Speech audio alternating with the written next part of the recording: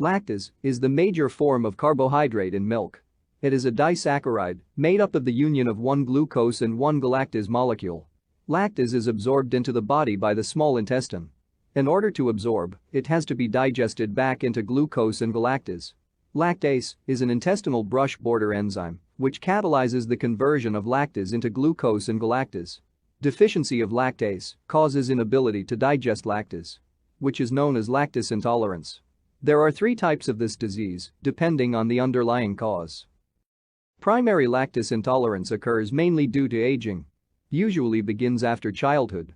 Lactase secretion reduces as the age increases. Secondary lactose intolerance occurs due to an illness which causes damage to the intestinal brush border. Lactase secretion reduces, and sometimes there may be no secretion at all.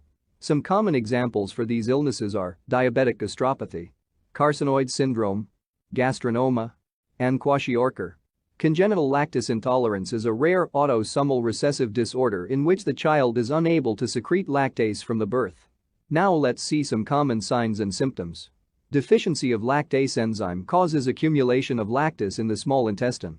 As we know, lactase is an osmotically active compound which can drag fluid and electrolytes towards it. So as a result, fluid and electrolytes accumulate inside the small intestine, resulting in swelling of the intestine. Too much of stuff in the intestine impairs the absorption of other nutrients as well. Due to the high fluid content, diarrhea is frequently associated with lactose intolerance. Dehydration occurs due to the fluid loss. Free lactase is fermented by the colonic bacteria into short-chain fatty acids and hydrogen gas.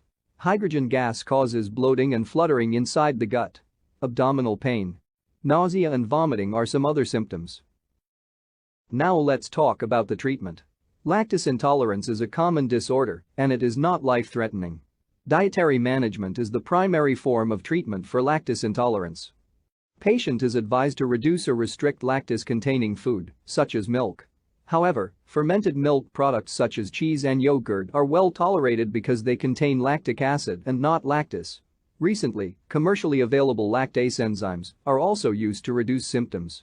And for the secondary lactose intolerance, you have to treat the underlying cause.